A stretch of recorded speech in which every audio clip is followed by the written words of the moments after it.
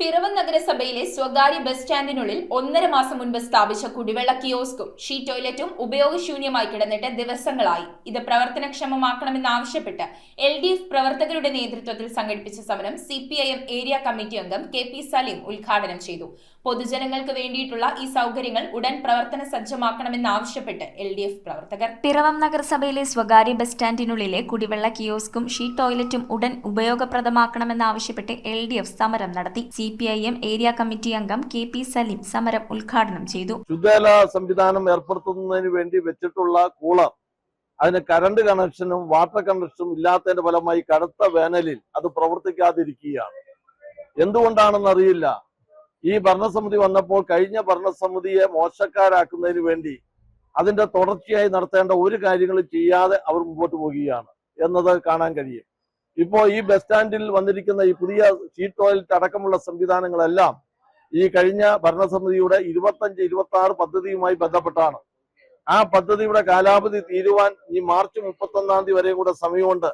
ആ സമയത്തിനകം തീർക്കാൻ കഴിഞ്ഞില്ല എങ്കിൽ അതെല്ലാം പിന്നീട് ഉള്ള ഫണ്ട് ഉപയോഗിച്ച് ചെയ്യേണ്ടവരും, അല്ലെങ്കിൽ ആ ഫണ്ട് കാലഹരണപ്പെട്ടുന്ന രൂപത്തിലേക്ക് മാറും. അഡ്വക്കേറ്റ് ജൂലി സാബു സമരത്തിന് അധ്യക്ഷത വഹിച്ചു. ഒരു ഭരണസമിതി വന്നിരുന്ന പാട് തന്നെ കണ്ടതെല്ലാം അഴിമതിയാണ് എന്ന് ആരോപിക്കുന്നത് പൊതുസമൂഹത്തോട് കാണിക്കുന്ന ഏറ്റവും വലിയ വെല്ലുവിളിയാണ്. ഏറ്റവും വലിയ അവർക്കൊരു ഭരണം എങ്ങനെ മുന്നോട്ട് കൊണ്ടുപോകാൻ കഴിയില്ല എന്നതിന് ഉത്തമ ഉദാഹരണമാണ് ഇന്ന് കാണുന്ന ഈ പൈപ്പിൽ നിന്ന് ഒരു തുള്ളി വെള്ളം പോലും വരാത്തത് നമുക്കറിയാം. അത് കെടുകാര്യസ്ഥതയുടെ ഉത്തമ ഉദാഹരണമാണെന്ന് ഈ പൊതുസമൂഹം തിരിച്ചറിയേണ്ട സമയം വൈകിയിരിക്കുന്നു.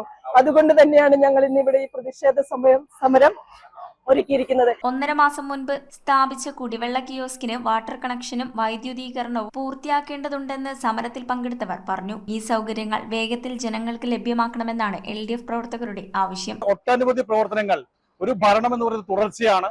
ആ തുടർച്ചയ്ക്ക് മുൻകൈ എടുക്കാതെ കഴിഞ്ഞ ഭരണസമിതി ചെയ്തതെല്ലാം നശിപ്പിക്കുന്നതിന് വേണ്ടിയാണ് ഇപ്പോൾ അധികാരത്തിലിരിക്കുന്ന UDF-ന്റെ ഭരണസമിതി ശ്രമിക്കുന്നത്.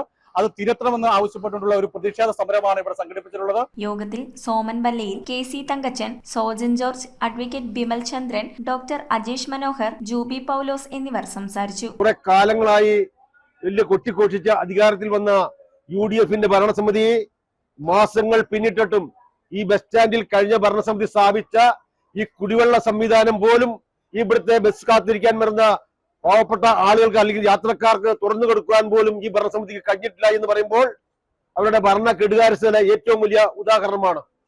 അതോടൊപ്പം തന്നെ നമ്മുടെ തൊട്ടു മുന്നിൽ സ്ഥാപിച്ചിട്ടുള്ള കഴിഞ്ഞ ഭരണസമിതിയുടെ കാലത്ത് സ്ഥാപിച്ചിട്ടുള്ള ഷീറ്റ് ടോയ്ലറ്റ് നിരവധിയായ വിദ്യാർത്ഥികളും യാത്രക്കാരും സ്ത്രീകളും ഇവിടെ വന്നു പോകുന്ന ഈ ബസ് സ്റ്റാൻഡില് അവർക്ക് വേണ്ടി സ്ഥാപിച്ചിട്ടുള്ള ഈ ഷീറ്റ് ടോയ്ലറ്റ് ഇതുവരെ പ്രവർത്തന സജ്ജമാക്കാൻ ഈ ഭരണസമിതിക്ക് കഴിഞ്ഞിട്ടില്ല. News bureau, Piravom.